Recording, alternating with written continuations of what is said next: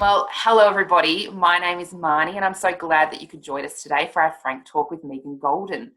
Before we get started, I'd like to acknowledge the traditional custodians on the land on which Frankston City Libraries operates, the Bunurong people of the Kulin Nation, and pay my respects to their elders past, present and future. I'd also like to extend that respect to any elders of any other communities who may be joining us today. Now, Megan Goldin is one of the most exciting new crime fiction writers to come out of Australia in recent years. Her latest novel, The Night Swim, is an electrifying new thriller set in the world of true crime podcasts.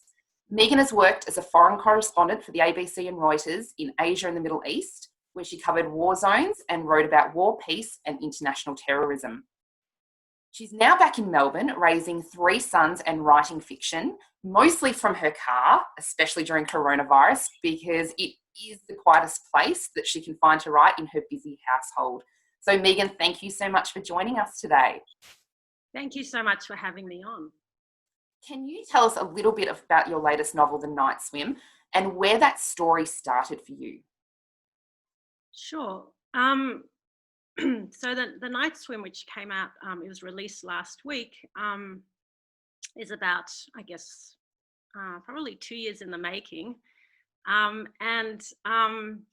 It's about a true crime podcaster who is covering a rape trial in a small coastal town, and while she's covering the rape trial, she gets pulled into investigating the mysterious drowning of another teenager a couple of decades earlier. And the more she investigates, the more she realizes that it wasn't a drowning, and then she starts realizing that they're actually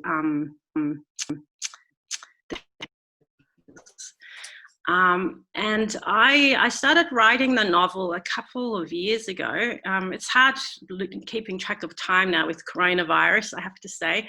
But I was really interested in a couple of things. First of all, I'm a huge podcast fan, and I always try and experiment with different types of storytelling. So I was interested in using podcasting as, I guess, as a means of telling the story. And on top of that, there'd been a lot of different cases in the news, not just in Australia, but internationally with regard to sexual assault trials. And I was really interested in exploring that from the inside, in that being kind of in the courtroom and seeing what actually happens. And when I started writing the novel initially, I wanted to actually have it written from the perspective of a juror. So I was really interested in setting it up so it was the perspective of a juror. And I sort of write by trial and error. So pretty quickly I realized I couldn't achieve what I was hoping to achieve in that way. And that was when I started thinking about a different way of telling the story. And I decided to try and tell the story from the perspective of this podcaster who's covering the trial for her podcast, but also doing other things outside of the courtroom in terms of reporting on the trial and also investigating this other death a couple of decades earlier of Jenny Stills, who was a teenage girl who was found drowned on a beach. So that's sort of how it came about. Great. Now, did that sound, I was thumbs up or thumbs down, is that sound a little bit funny for other people? I don't know that there's anything I can do about it. No, it's not. Well, there's not much I can do about it anyway. So we'll just keep going. Now, the epigraph at the start of The Night Swim quotes from Thomas Hardy's novel Tess of the D'Urbervilles. The character in your book, Jenny, like Tess, was from a low social class to her assailants.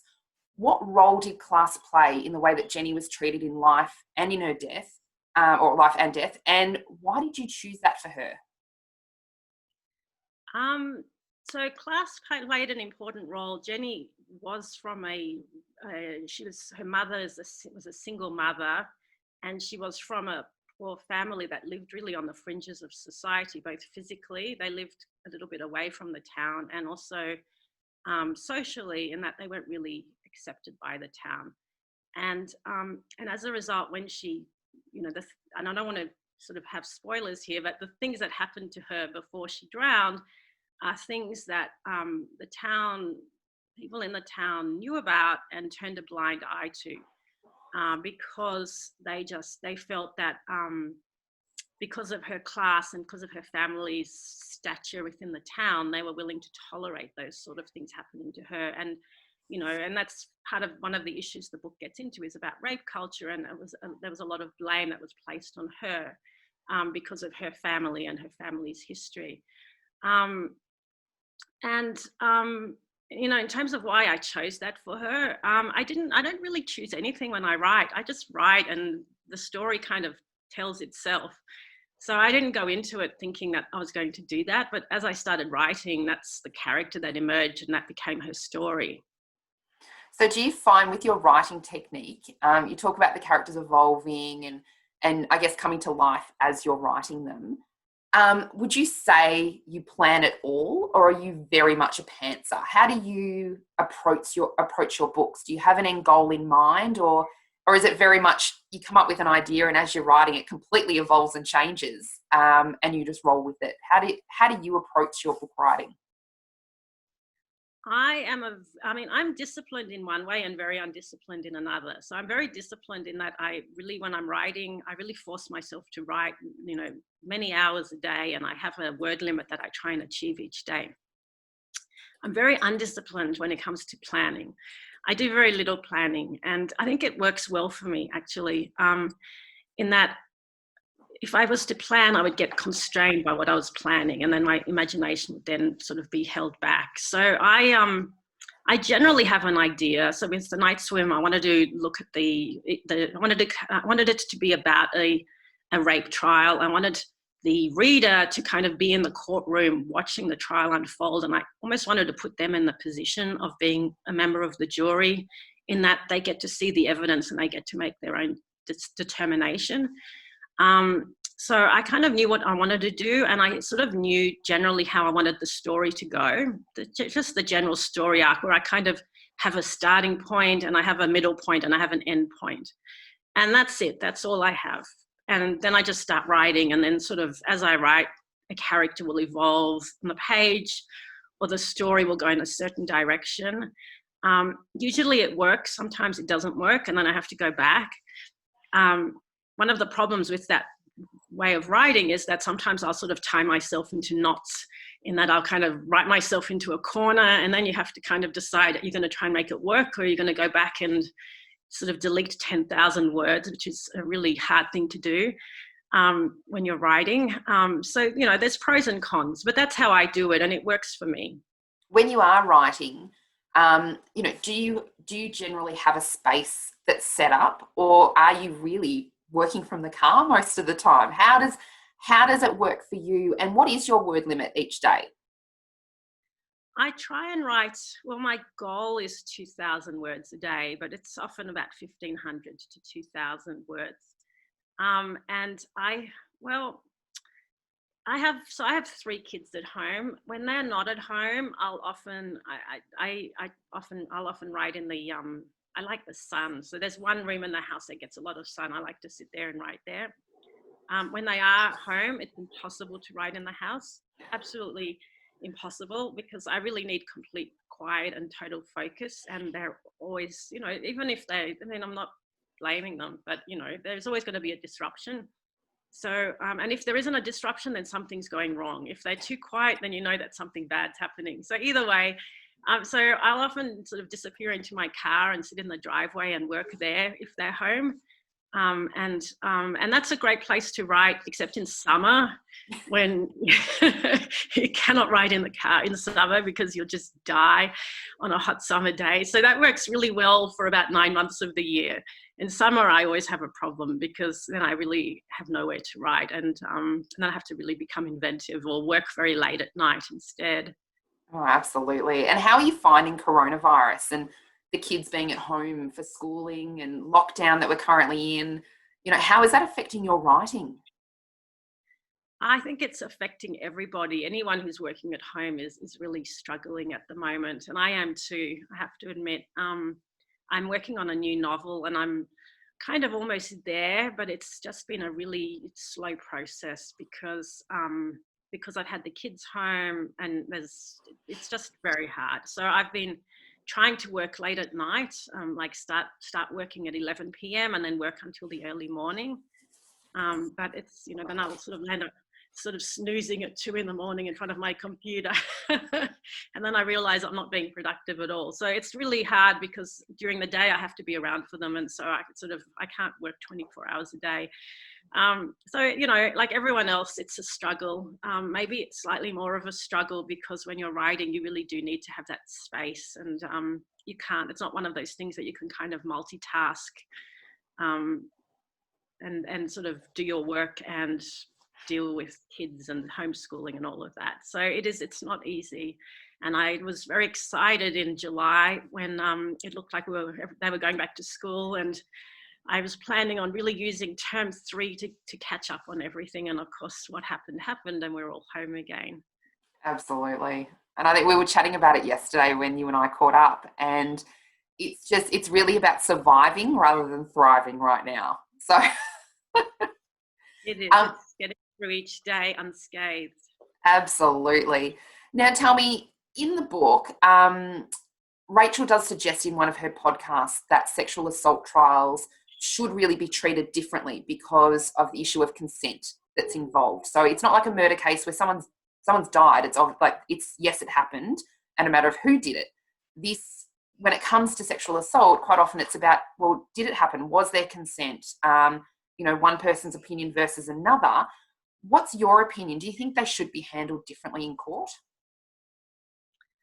I think sexual assault cases are really difficult from what I've seen. And I read a lot of transcripts and did a fair bit of research, but I'm certainly no legal expert. But they are difficult because something like, if I'm not mistaken, 90% of cases involve somebody known to the victim, and half of those cases involve somebody like a husband or a partner or that sort of a first degree, a person that the victim's in a relationship with. And so it then really, DNA doesn't matter in that situation because there's not a question of, DNA. It's really a question of consent. And that is something that sort of happened to be between two people in a particular moment. And it's very hard sometimes to get to the bottom of that. So I know that in Australia, I think in New South Wales and possibly in Victoria as well, they're starting to look at potentially having judge-only trials in some cases. So there are, I think, attempts to try and look at how sexual assault cases can be handled differently in court. There's in Australia, we have a system where the adversarial system, I think it's called, where you have the defendant and you have the prosecutor, and they each present their case to the jury or potentially a judge, and then whoever's case is strongest effectively is, so that's the whole issue of reasonable doubt. In Europe, they have an inquisitorial system where the judge actually has inquisitors. They actually have investigators who go and investigate and carry out interviews and so on. There's some research that suggests that system works better in terms of sexual assault cases, but from what I've read, even in countries that use that system, they also struggle sometimes to prosecute those cases. So it is very difficult, and it is very different from a murder case or most other criminal cases, and that's why I think there's a real difficulty, prosecuting those cases. Absolutely. Now, Kathy and George have actually got a question for you. They're wondering how your career as an investigative journalist has informed your fiction writing. Does it differentiate you from other thriller writers? I'm not sure if it differentiates me, because there are other writers who were journalists in their previous life. But I think that it helps me to some extent, and maybe it inhibits me in others. So how does it help me? In terms of research, I think it helps me a lot in terms of research and how I sort of look at the issues and that kind of aspect. And in terms of, which I think is really important for a writer, in terms of discipline, because journalists have deadlines, and so we have to be very disciplined about producing our article, our story, or whatever at the end of the day. So in that respect, it helps me a lot as well. In terms of where it inhibits me, journalism, I mean, Donald Trump might not agree, but it's about writing facts, and it's nonfiction writing effectively. And so I was trained, and I worked for many years in an environment where everything you do is got to be absolutely factually 100% correct, and everything's checked and double checked and triple checked. And when you're writing fiction, you're allowed to kind of let your imagination free, and you can do things that might not in the real world kind of work necessarily. And that's part of the fun of fiction, is that you can do that. And so I has, as somebody who's come from a journalism background, I sometimes struggle to do certain things because I'm so literal and I'm so busy trying to make sure that everything's exactly correct that I don't sort of allow my imagination to sort of give it free rein. So even with The Night Swim, there's a number of different courtroom scenes, and the original scenes were these extremely long, very detailed scenes in which I got, had checked and double checked. The book said in North Carolina, so I was reading North Carolina law books to make sure that everything was exactly 100% accurate. In the end, most of those scenes were edited down to a much smaller chapters than they currently are, because people are just not that interested in the legal process of a North Carolina court. And so, which is fine. I mean, that's just how it works. But anyway, that was an example of how sort of my journalism kind of worked against me, in that I was so busy trying to make sure that dotting every I and crossing every T, that I when you're writing fiction, you just sort of sometimes need to let things go and just sort of embrace that world that you're creating. Absolutely. I completely understand. But tell me, what was it that actually drew you to thriller writing? I have always read thrillers. I mean, I've read lots of different genres, but I've always read thrillers and I've always enjoyed them. And it's a really fun genre to write in. And, building up tension and suspense. I enjoy it. I just enjoy the whole process of writing a thriller, just as I used to enjoy reading them. I still enjoy reading them, although I read other genres as well.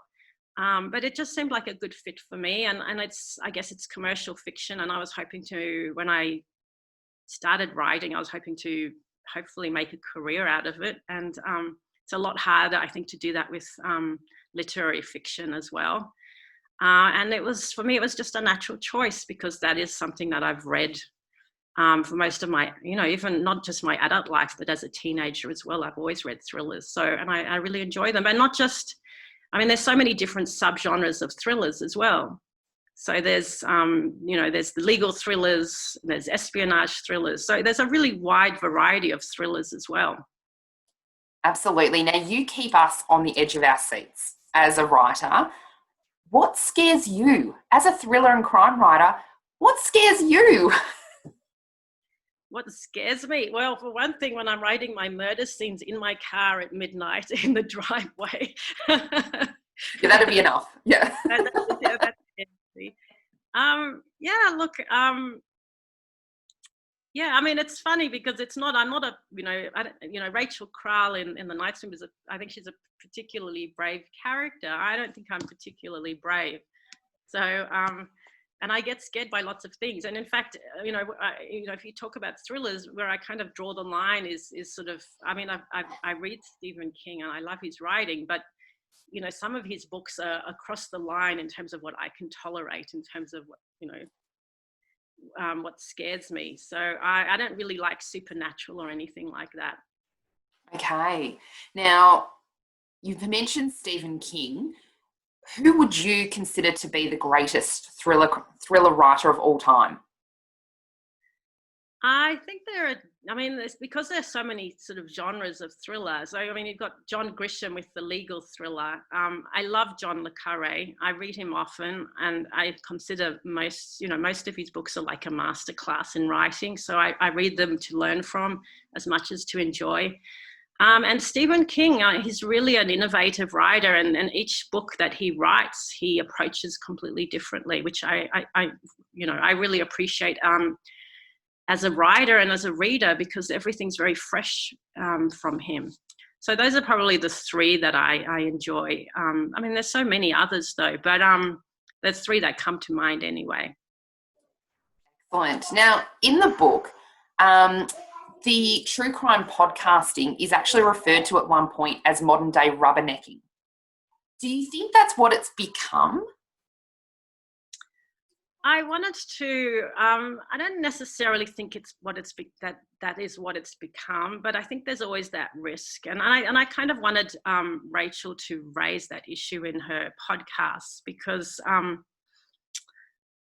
there is that potential where you've got people, and it's not just with podcasts, it could be TV shows. There've been a lot of sort of true crime TV shows as well, where somebody's tragedy becomes somebody else's, I don't know, success in life. They've built up their reputation, their name, their brand effectively on retelling somebody's tragedy.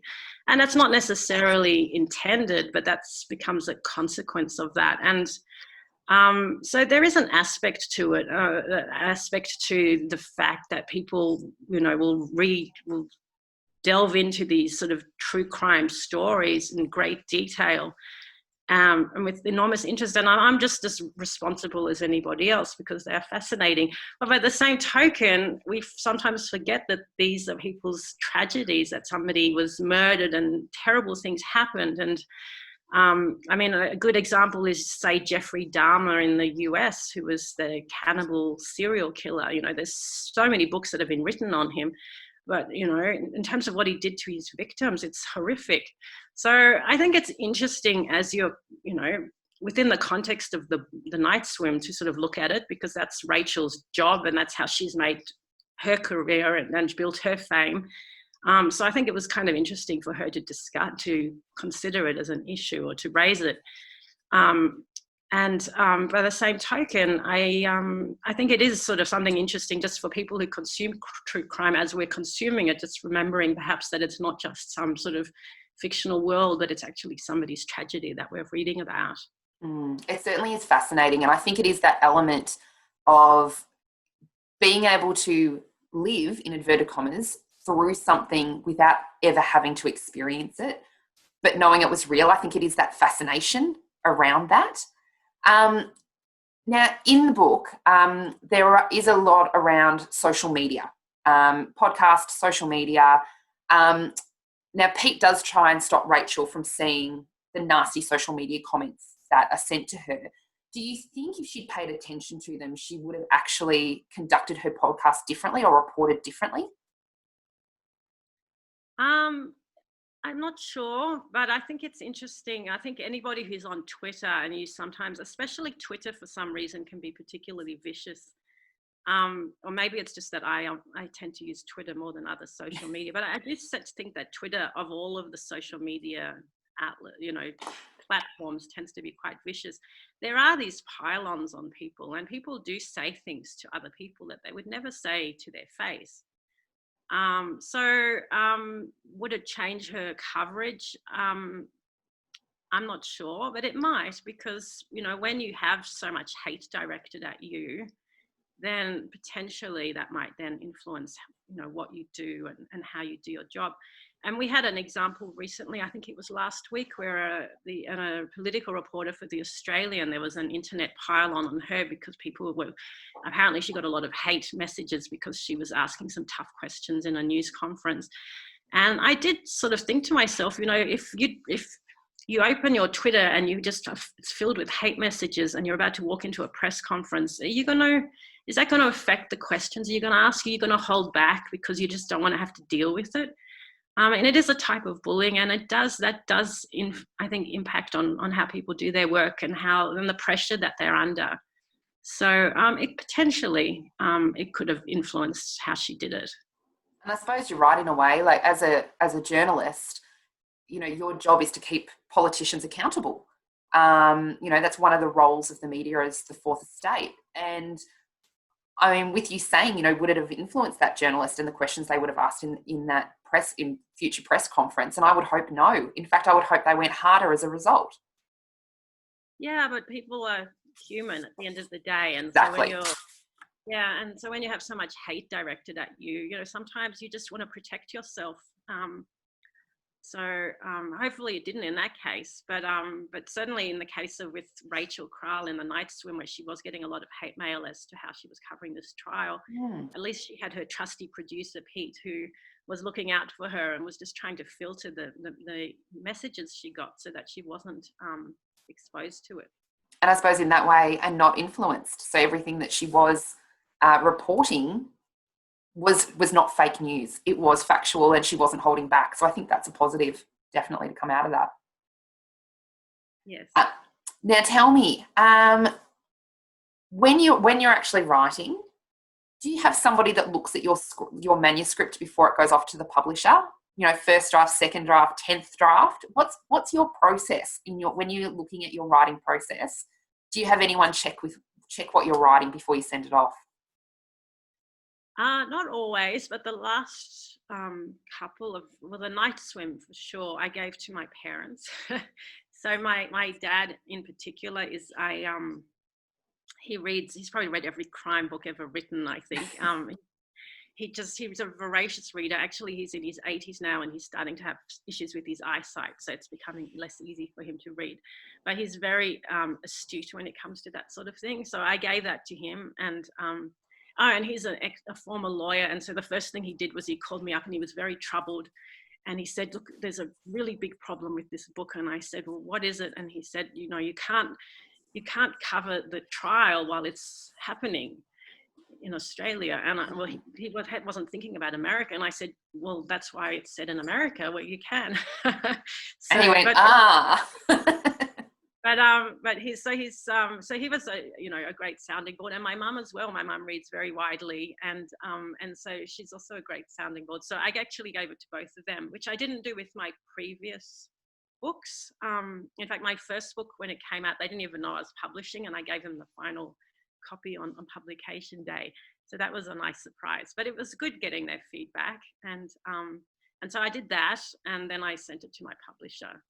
And then I had about 2 weeks or I don't know how long it was actually with The Night Swim, but quite a bit of sleepless nights, because you send it off, and then it's like you've sent your baby to school and prep for the first day, and you don't know what's going to happen. So, but that's how I do it.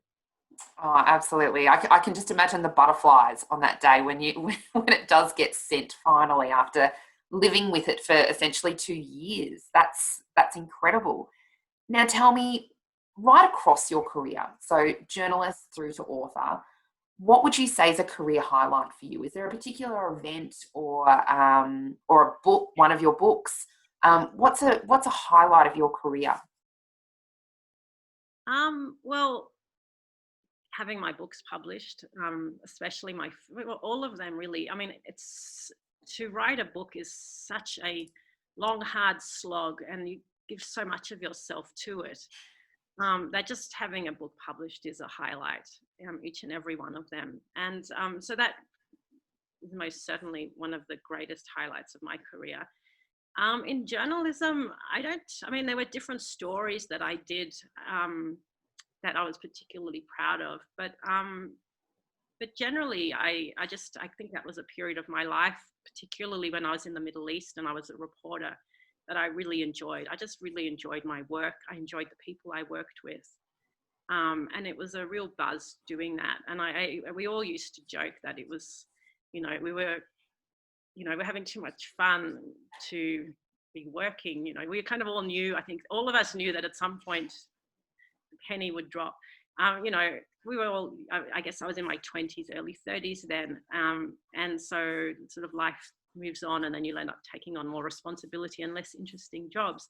But I very much enjoyed that period of my life when I was working as a reporter in the Middle East for Reuters in particular. And also I worked as a producer for the ABC for a number of years there as well.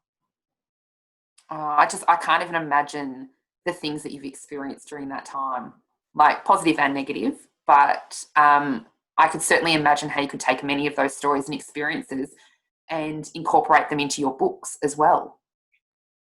Yeah, it was a very intense period, and I was, I'd started out in journalism there, and so there was a lot that I had to learn as well, and it was very fast paced. So it was a really interesting period. I've actually written one book from that period which hasn't been published. So I don't think it's directly influenced my work, but certainly, I guess ideas or events or people that I was exposed to have influenced my work from that period. Absolutely. Now, you did say you were writing a new book at the moment.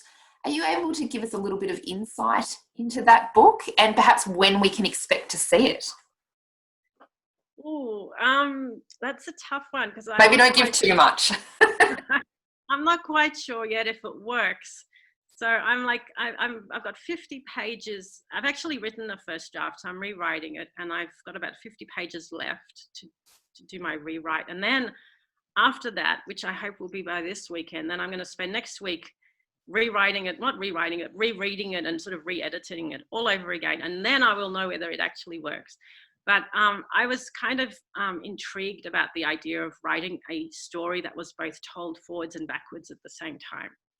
So it's got an interesting, it's quite different from the other books I've written in some respects, but it was just a sort of an idea that I had, and I felt like I would be challenged by it.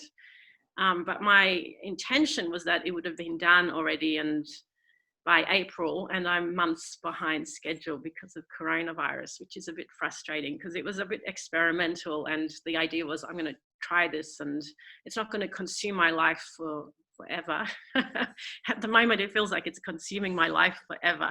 So hopefully it works, and hopefully we'll be able to talk about it in the future. Oh, we can't wait. We might have to have you back to chat about that one when it does work, not if, when it does work. Now, can you give us a little bit of insight? Your publishing story. So how did you go from journalist to writer to published author? How did that work for you? I often compare it to pushing a boulder up a hill. It's a very tough business, and it's incredibly hard to be published. What happened with me was I actually wrote 2 other manuscripts that haven't been published. The process is you write and then you send it out to agents, and each agent each one wants different things. So one might want a cover letter, another might want a 10,000 words or 2,000 word synopsis in addition to the manuscript. They all want different things. So each agent is a project. You could spend a week preparing to approach an agent in terms of all the things that you have to write. And that cover letter really has to grab them and everything else. Or with some, if it's too trite, then they're not interested. So each one is a project in and of itself. So you submit it to an agent, and then usually it can take them 3 months to get back to you. And then sometimes they'll never get back to you. So they only get back to you if they like it. So I sort of spent 1.5 years doing that. Not writing, just writing these cover letters and putting all these packages together for agents, and then never hearing back from them, ever. I got fed up with the whole thing. So I approached a publisher at Penguin in Australia I just sent a pitch, and I said, I've just written this book. Because then I went and I wrote a book, which I kind of realized what genre was selling and what kind of stories were selling. So I decided I'm going to do a new book, and I'm going to do something that I'm sure is more commercial than the other 2. So I wrote a book, and then I approached a publisher from Penguin and just sort of pitched the idea. And I got her on a good day that she was kind of looking for something like that on that particular day. And she said, well, why don't you send it over? So it was pure luck, because it doesn't usually work that way. And so that's how my first novel, The Girl in Keller's Way, was published in Australia. And then I was lucky enough to get an agent in the US a couple of years ago, who's a very highly regarded agent in the US. And he then sold the rights for The Escape Room and Now the Night Swim to a big US publisher. And so the books have been published, the Escape Room, which is the book that came out in Australia 2 years ago, and last year in the US, it's been published in the US, Canada, the UK, Germany, and various other places in Europe. But it's when I think about it, my son, who's now 8, was about 2 when I started this journey. So it takes a long time. Absolutely. And I think every time I ask that question of an author, while the stories are all very similar, they're also all very different. And I think it's really nice for aspiring authors who are joining us today as well to hear those stories and know that if it's a 10-year process for them, that's actually normal. Yeah, it is. And just generally, I mean, it could take a year or more to write a book. And usually publishers like to have a year before they publish the book. So this is not, writing novels is not one of those things that happens from today till tomorrow. It's really a long process. And I think it's worth investing in the process, because I think that the more that's done, the more chance the book has to be successful as well. Absolutely. Now, if you had one piece of advice for an aspiring author, what would it be? It would be, I think, to be disciplined about it. So I think a lot of people, and I was, when I decided to write a novel, and I've gone from being a journalist writing 2,000-word articles, maybe at the most, to writing, 90, 100,000-word manuscripts. I was kind of intimidated by producing that much content. And I think that one of the biggest tips is that people, if you just write and you write every day, and if you can do it every day, even if you write 500 words a day, it adds up. So it might not take 6 months to write a manuscript. It might take a year, it might take 2 years, but eventually you'll get that manuscript, because, if you're disciplined about it and you do it every day, it builds up until you actually have a manuscript. But I think for many years I had ideas in my head, but I never sat down and actually did it. And until you actually write it, it doesn't count, at least not with fiction. It doesn't count. Absolutely. Now tell us, I know obviously at the moment in the current situation, the word spare time is almost a swear word, because it just doesn't exist. But when you do have time, what do you like to do in your spare time? Aside from reading and listening to podcasts and watching movies, in terms of other things, I like to do Pilates. I was very happy doing my Pilates every 3 times a week before coronavirus. I was getting really great abs. I'm with you on that one. I'm so annoyed. I've been considering buying a reformer for the back room. Well, that's what I loved, is reformer Pilates, and I really enjoyed that. So unfortunately, that has fallen by the wayside for the time being. But what I have been doing, which my kids are enjoying, is I've been, with coronavirus, like so many other people, I'm cooking up a storm. Well, not really a storm, but I'm perfecting certain dishes at home. And one of them is schnitzel, which my kids have told me my schnitzel is the best. So I reckon if my writing career doesn't work, then I'll open a food truck and do schnitzels. Sounds good. Yeah, that's my backup plan anyway. But there are positives in terms of just having, quality family time at home, and at least my kids, because for a long time dinner at home was, pre-packaged food from the supermarket heated up. So at least now when they look back on their childhood, they'll be able to say, "Oh, Mum made really good schnitzel and she made really good pizza." That's really very true. So that's been fun doing that as well. Excellent. Now, what is on your reading pile at the moment? I have a problem in that I don't read when I'm writing. So I have a very high pile, and I can't even remember what's on it, but some really great Australian authors are on that pile. But because this book that I'm working on has dragged out by months, I haven't read for a while, which is really frustrating, because I really need to be reading. So the reason is, and I guess particularly this book that I'm working on is written in first person, is I kind of build up a voice in my head, and I'm always afraid that, well, 2 things will happen. Either I'll lose that voice because I'll sort of somehow the voice of whatever book I'm reading will then sort of infiltrate whatever I'm writing. So there's that. And I'm also afraid that I'll kind of unwittingly steal ideas from the book I'm reading or whatever.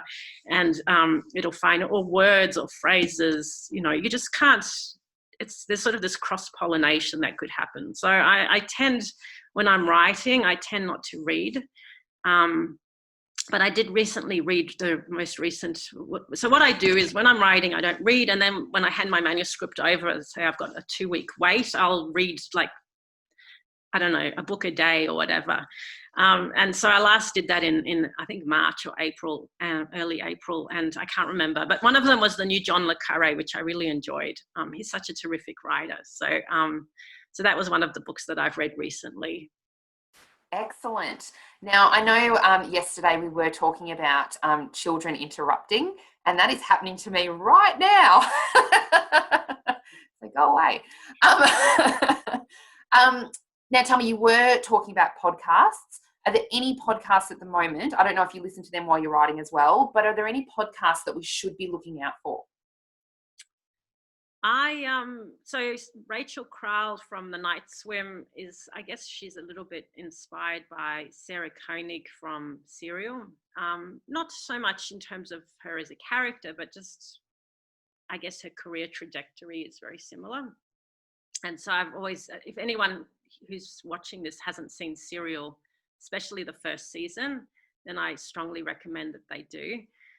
Because it's fabulous. And there's a few others that I like. I really enjoy Criminal, which is an American one, and it's 30-minute podcast. It's really fabulous. And I love history podcasts, and the one that I just adore, if anyone's a history buff, is called Hardcore History.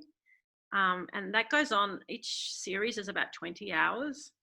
So if you have 20 hours to spare, and you love history, then it's really worth listening to Hardcore History. Cool. And of course, it is Family History Month as well this month. So that might actually be a really cool one to have a look at because it's quite timely. So now tell me, Megan, where can people find you online?